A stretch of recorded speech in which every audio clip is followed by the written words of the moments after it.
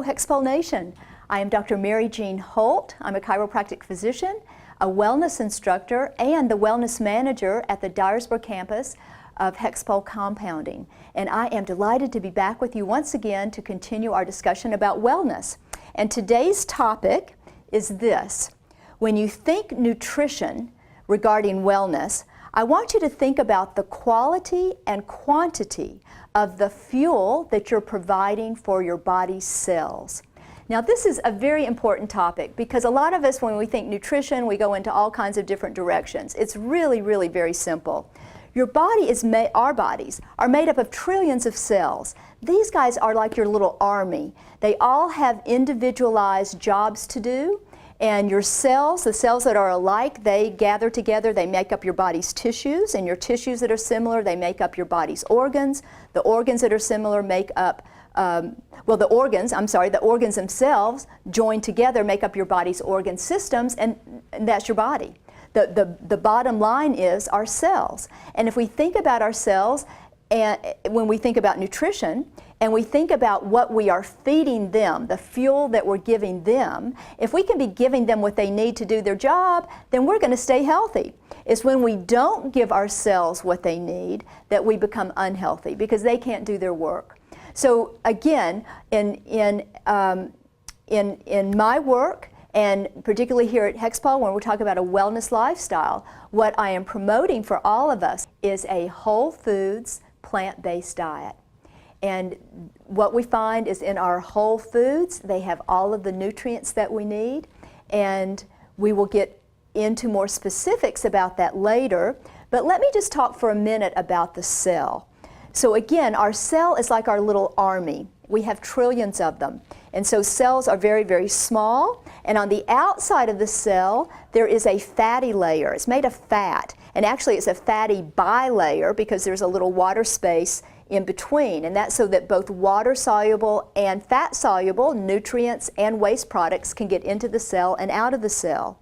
So we want the cell membrane to stay nice and healthy. When we're eating whole foods, when we're eating real foods, then we're getting good fats in the diet and our cells stay healthy. When we eat bad fats, that cell membrane becomes hard and rigid and the nutrients can't get in and then the toxins can't get out and the cell gets sick and then we get sick. So let's talk about that. Healthy fats versus unhealthy fats. So healthy fats in the diet would include organic butter in moderation. Whenever we do dairy, it's just got to be organic. No doubt about that. We'll talk in more detail, but for right now, organic butter in moderation. Extra virgin olive oil. I prefer organic as well, and that will keep your cell membrane nice and soft. And the other one that is a fairly common oil now is coconut oil. And what I love about coconut oil, it's actually anti-inflammatory.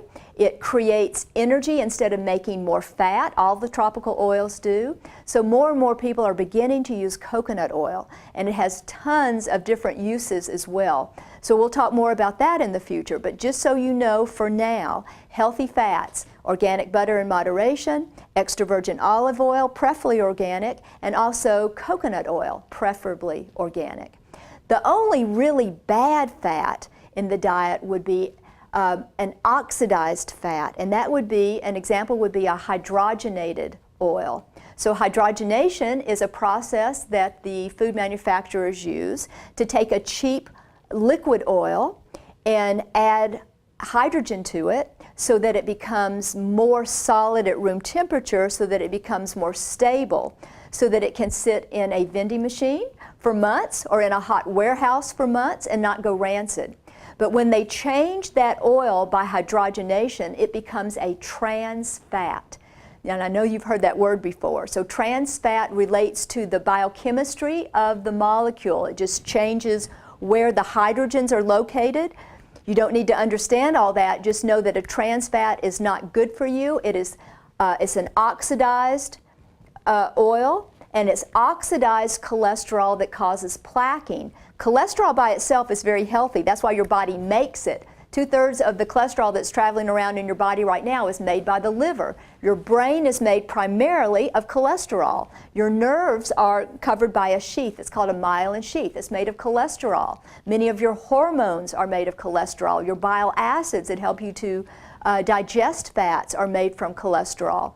So, you know, and that study back in the 1980s was a faulty study. They have come out and said that fairly recently, but they whispered it like, oops, we made a mistake. Eggs are okay, fat is okay. And they should have been shouting it from the rooftops because so many people, in fact, this is when our country started getting unhealthy, because this was back in the 80s. It was the Framingham study, and they said that fats are causing heart disease. It wasn't fats, it is oxidized fats, big difference.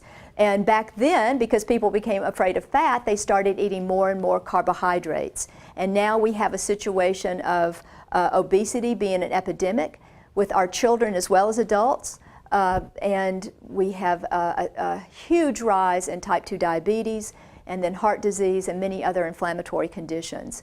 So in order to keep your cell healthy, to keep your cells properly nourished so that they can do their individual jobs, we want to eat healthy fats. We want to eat a whole foods, plant-based diet, meaning you can have animal protein, but in smaller amounts than we've been told in the past, so a condiment size.